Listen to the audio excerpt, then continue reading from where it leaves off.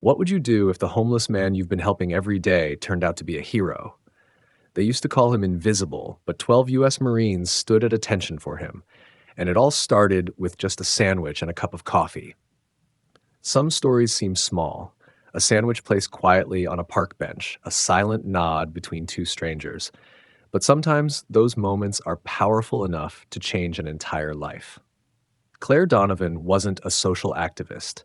She wasn't famous. She was just a humble pastry chef in Tacoma, Washington, who quietly left part of her breakfast every morning for a homeless man sitting at an empty bus stop. No one knew who he was, no one asked, and no one understood why Claire kept doing it every single day for 6 straight years. All they saw was a homeless man, a worn-out figure, tired and still, sitting beneath a weathered shelter. What they didn't see were the scars behind his eyes, the losses he carried, and most of all, they didn't see him as a human being. But Claire did, and one day, on her very own wedding day, something unimaginable happened.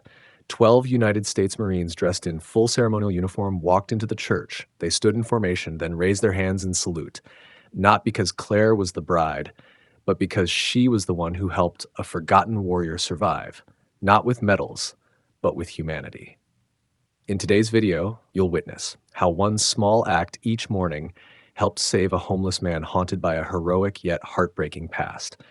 The untold story of a war hero who chose to live in silence among the indifferent, and why, in a world that's so loud, the kindest thing you can do is to truly see someone and smile. Before we go any deeper, I just want to ask you one thing. Have you ever truly looked at a homeless person with respect? Or, like so many others, did you just glance past them as if they didn't exist? From here begins the journey of Claire, of the old homeless man, and of all those this world has forgotten. Every morning before the sun rose over Tacoma, Washington, before the espresso machines hissed and the city buzzed awake, Claire Donovan was already up, tying her apron and unlocking the back door of Morning Crust Bakery. At 4:30 a.m., while the world still slept, Claire's day began. She wasn't famous. She wasn't rich. Just a 31-year-old pastry chef with cinnamon under her nails and flour on her sleeves. But for 6 years, Claire kept a ritual that no one quite understood and most people overlooked. Right after the first tray of croissants came out of the oven, still warm and golden, Claire would wrap one in parchment, pour a cup of black coffee, and carefully place both into a small paper bag. Then she'd slip out the back entrance, not through the storefront, not with fanfare, just quietly like a whisper. Across the street, beside a rusted bench near the bus stop, sat a homeless man. Same spot every morning, same tattered coat, same faraway look. He never asked for anything, never begged, never even spoke. But he always nodded when he saw her, just once, as if to say, "I see you too." Claire never asked his name, and he never offered it. To most people, he was just another homeless man, a shadow on the edge of the sidewalk. But to Claire, he was something more, a reminder that seeing someone doesn't always require words. Over time, the ritual became her anchor. Even on rainy mornings, even on days she was running late, one croissant, one cup of coffee, one moment of dignity. Her coworkers didn't get it. Why waste good food on someone who doesn't even say thank you? Don't get too soft-hearted, Claire. People will take advantage of that. Sometimes they laughed, sometimes they rolled their eyes, but Claire just smiled, wiped her hands on her apron, and kept baking. Because deep down, she believed something most people had forgotten, that kindness doesn't need recognition, and a homeless man doesn't need to tell you his story to deserve a warm meal. Still, not everyone saw it that way. A few months before her wedding, new management took over the bakery. During her performance review, her supervisor glanced at her ritual, noted a few customer complaints about uncomfortable scenes near the bench, and said, "Maybe you could support a proper shelter instead." Claire nodded politely. Then she started arriving 15 minutes earlier, quietly leaving the meal before anyone noticed. She didn't do it for praise. She did it because for 6 years, someone had been waiting. And no matter how invisible the world thought he was, Claire saw him. But rituals, no matter how small, always ripple outward. And sometimes the smallest ripple can become a wave, because one morning something changed. A moment so simple, so ordinary, and yet it became the thread that pulled everything else into motion. They said she was wasting food, They said the homeless man didn't deserve it, but no one ever asked her why she never stopped. In the warmth of the kitchen, where the smell of fresh dough mingled with early morning chatter, Claire Donovan found herself increasingly out of place. To most of her coworkers, baking was a job. To Claire, it was something more, an extension of care, of craft, of quiet connection. But even in that familiar environment, kindness had become a subject of ridicule. She's feeding that same homeless man again. 6 years, and she still doesn't get it. Some people don't want help. She's going to get burned one day. You'll see. They said it with smirks. Not always loud, but always loud enough for her to hear. At first, Claire shrugged it off. She wasn't doing it for approval. But words, even the quiet ones, have a way of slipping under the skin. There was one morning, in particular, she never forgot. A new employee, barely out of high school, saw Claire returning from her usual drop-off. He leaned over the counter and muttered to a customer, "That woman's been feeding the same bum for years, every single day, like clockwork." The customer looked at Claire with a mix of pity and disbelief. Poor thing, thinking she's making a difference. Claire didn't respond. She simply turned back to her station and continued shaping croissants, pressing the dough with the same calm precision as always. But her hands trembled just a little. It wasn't that she cared what they thought of her. It was that they couldn't see what she saw. They saw a homeless man. She saw a person. That week, the bakery underwent its quarterly performance reviews. Claire sat across from the new manager, a man with a crisp tie and the kind of smile that never quite reached his eyes. He spoke in rehearsed empathy. "Claire, we've noticed your personal acts of charity, and while we admire your compassion, a few customers have mentioned feeling uncomfortable. Perhaps you could channel that generosity into something more structured, like volunteering at a shelter?" Claire nodded politely. Then the next morning she came in 15 minutes earlier. No one noticed the change. But on the bench across the street, the coffee was still warm, the pastry was still fresh, the folded napkin still carried a handwritten note wishing you a peaceful day. Because some people give when it's convenient, and some people give when no one's watching. For 6 years, he never said a word. No name, no story, just a quiet nod. But one rainy morning, that changed. Claire had always known that kindness was a one-way street. She never expected the homeless man to speak. She never asked questions. She never pried. She simply gave. Because sometimes the most dignified thing you can offer someone is space. The space to exist without being interrogated. The space to just be. And so every morning, the ritual remained untouched. A croissant. A cup of coffee. A note that simply said, "Wishing you a peaceful day." He would nod. She would nod back. And that was it. No one else saw it. No one else needed to. Then came the rain. Not the gentle kind, not the drizzle that made everything feel cozy. This was the kind of cold, biting rain that cut through coats and made breath visible. Claire saw him there on the same bench, his coat soaked through, shoulders hunched, fingers trembling from the chill. She paused for a moment beneath the awning, looked down at her scarf. It wasn't new. It wasn't even stylish. Just old wool, worn but warm. Without thinking, she walked across the street, placed the coffee and pastry as always, but this time she gently laid the scarf beside them. No words, just a gesture. And as she turned to walk away, she felt it. Not gratitude, not shock, but a kind of stillness. A moment suspended in quiet understanding. The next morning, something was different. Sitting atop the napkin she always left behind was a note, not typed, not fancy, just pencil on paper, scrawled in shaky handwriting. "Thank you for seeing me as a person."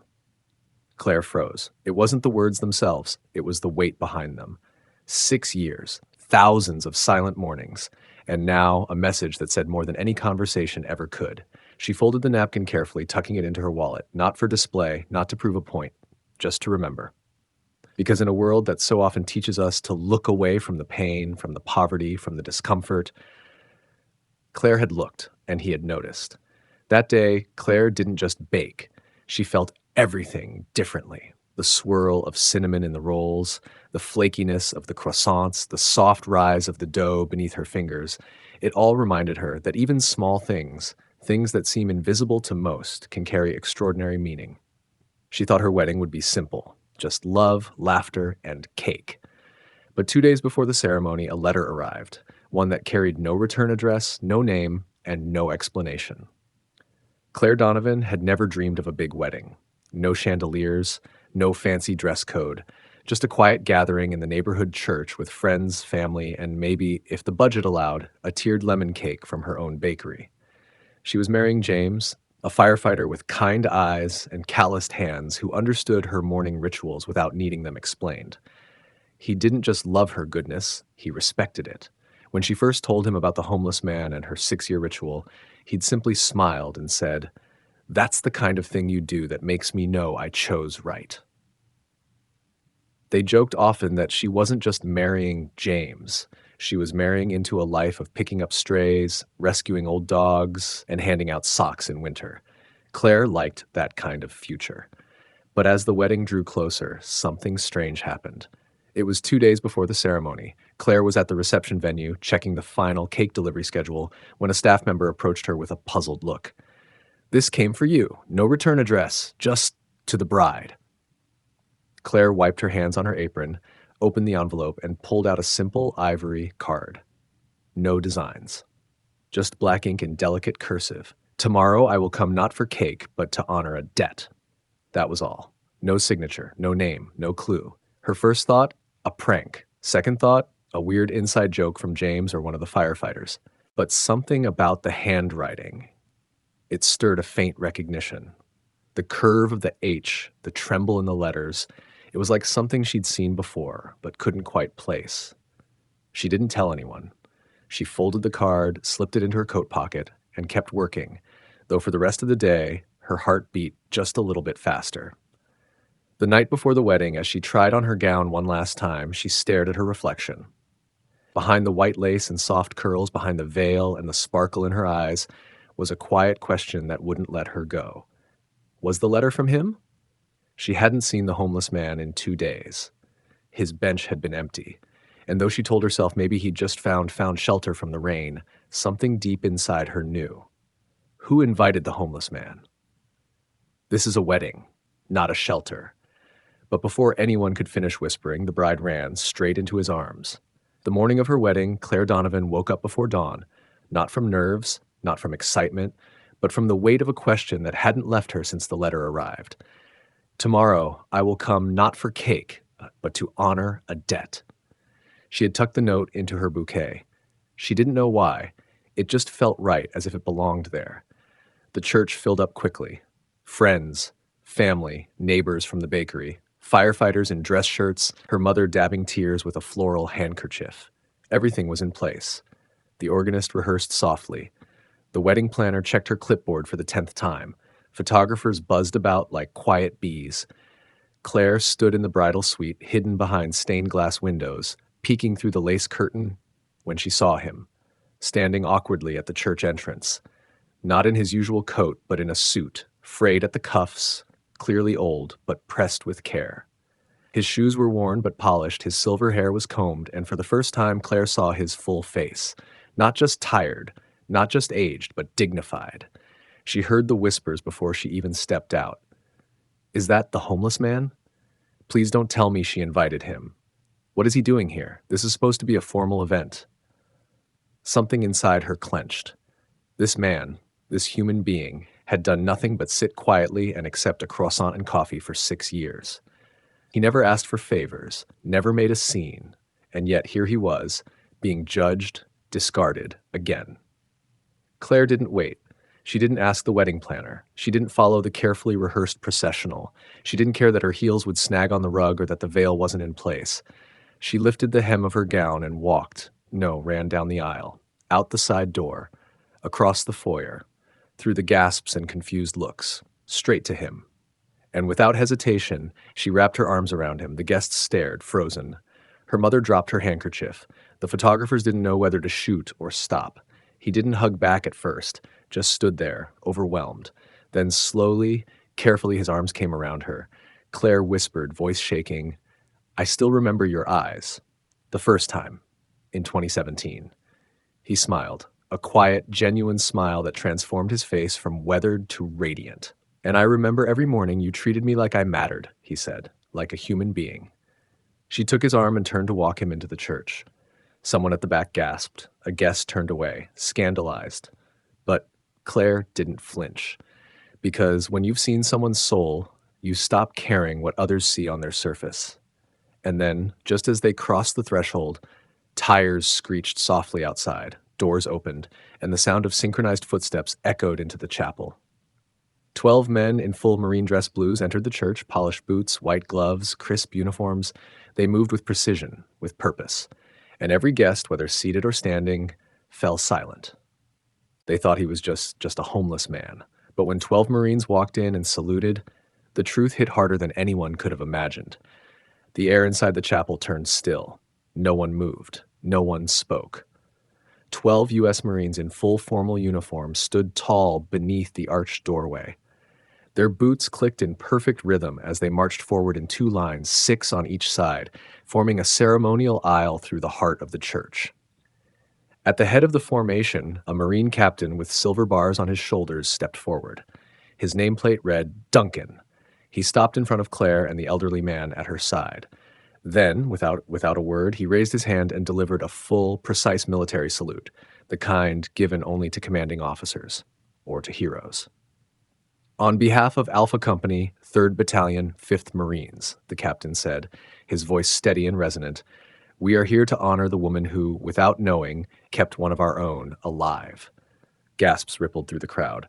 Claire stood frozen, still holding the man's arm. Captain Duncan turned slightly, gesturing to the man beside her. This, he announced, is Sergeant Mason Hale, Silver Star recipient, Fallujah, 2004. He saved 9 Marines during an ambush, including myself. The room was silent. After losing his wife and daughter in a car accident in 2016, Duncan continued, Sergeant Hale walked away from everything. He gave up his benefits, disappeared from the system. He didn't want pity.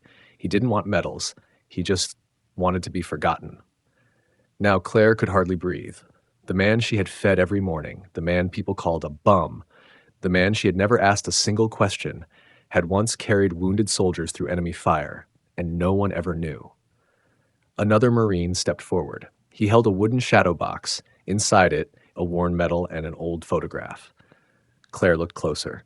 In the image, a younger Mason, his uniform torn and bloodied, carrying another Marine on his shoulders down a debris-filled street. Behind him was a younger Captain Duncan. He carried me 4 blocks under enemy fire, Duncan said quietly, after I took shrapnel to both legs. Then he went back, again and again, for 8 more Marines. He earned a Silver Star for that day, but he never claimed it. Duncan turned to Claire. And if not for you, Miss Donovan, he may never have survived to see this day. You saw a man when the world saw a burden. Claire's eyes welled with tears. Her hands trembled. I didn't know, she whispered. I never asked. Mason smiled gently. That was the point, he said. You never needed to. After I lost my family, I couldn't bear to be called a hero. I couldn't save the people who mattered most to me.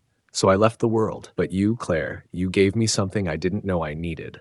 He paused, voice trembling now. You gave me dignity. You gave me mornings. You gave me a reason to wake up. The chapel, once filled with skepticism and judgment, now stood in reverent silence.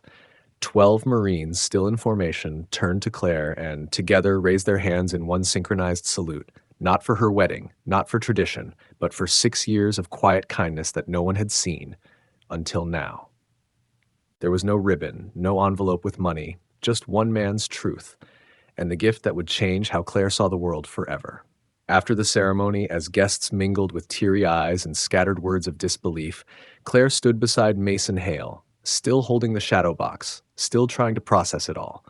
He looked at her, weathered hands gripping hers gently. I came today to give you the only gift I have left, he said. My truth, my presence, my gratitude. I heard you mention your wedding once to a customer who couldn't decide between blueberry or banana muffins, he added with a half smile. I hope you don't mind that I contacted some old friends. Claire's voice cracked. This is the most beautiful wedding gift imaginable. James, her new husband, stepped forward and extended a hand to Mason. Sir, I'd be honored if you would walk Claire down the aisle. Mason didn't answer with words. He simply nodded, his eyes wet, his shoulders straight, and took Claire's arm as the organ began to play again. The wedding resumed, but no one would remember the decorations. No one would talk about the flowers or the music. They would talk about the moment a homeless man was revealed to be a forgotten hero, and how a woman's daily act of kindness brought him home. After their honeymoon, Claire didn't return to the bakery. Instead, she and James used their wedding gift money, along with small donations from friends and fellow firefighters, to start something new, a simple breakfast station in the back lot of their neighborhood community center. There was no banner, no flashy name, just a wooden table, a thermos of coffee, and a carved wooden sign that read, "The Quiet Table, serving those who served." No ID required, no questions asked, just warm food, a place to sit, and the message, "You are not invisible." At first, a few came, then a few more. Some didn't speak at all, just nodded like Mason used to. And that was enough. Claire didn't put her name on anything. She didn't tell people she had once saved a Marine with muffins. She just kept baking. "Do you think anyone will come?" James asked her one morning. "Even if it's just one person," Claire answered. "That's one person who won't go hungry. One person who feels seen." Mason Hale never came back to the quiet table, but every month, Claire received a postcard, different cities, different postmarks, same message, always written in the same shaky hand. "Every breakfast is a salute. Thank you, Claire." Captain Duncan later told her that Mason was now using his VA benefits, receiving trauma counseling, and reconnecting with his military brothers. He was finally letting himself be part of the world again. "It started with a pastry," Duncan said, "but what you really gave him was permission to live again." No photographers, no speeches, just 12 men in plain clothes, each holding a single flower. 1 year later, on a crisp spring morning, Claire and James returned to the quiet table. It had been exactly 12 months since Mason Hale walked her down the aisle, since the world discovered that the homeless man sitting quietly across from her bakery was a war hero lost in silence. The community center was quiet. A few folding chairs, the familiar wooden sign, and a new pot of coffee brewing on a portable stove. Claire didn't expect anything. She wasn't looking for a celebration. She wasn't even sure anyone would remember. But as she and James rounded the corner, they stopped. Standing in a perfect line behind the table were 12 men, no uniforms, no medals, just jeans, boots, and soft expressions. Each held a single flower. Captain Duncan stepped forward first, the only one wearing a military pin. "We'll be taking shifts, volunteering here from now on," he said. "This is an honor we're not willing to let fade away." Claire blinked, speechless. Another Marine, older with a slight limp, placed his flower on the center of the table. "I never told anyone I was sleeping in my car," he said quietly, "until I came here. No questions, no forms, just breakfast and warmth." One by one, the others added their flowers, white lilies, yellow sunflowers, red carnations, a bouquet not for decoration, but for memory. Word spread slowly but surely. Not through social media, not through the news, just through people. People who knew someone. People who'd been someone before life knocked them down. Veterans across Tacoma began to gather at the quiet table. Some came for food, others came for silence. All came because they were finally being seen. Claire framed Mason's first note above the serving counter. "Thank you for seeing me as a person." Beneath it, she added her own words. "Everyone who sits at this table has a story worth knowing." 6 months later, a local news crew asked for an interview. Claire declined. "This isn't about me," she said. "It's about all the people we walk past without realizing what they've survived." On days when supplies ran low, when volunteers got sick, when no one showed up but 2 tired veterans and a rusting coffee pot, Claire would take out that postcard from Mason, run her fingers over the faded pencil, and remember that one simple act, repeated with love, had changed a life. James understood it too.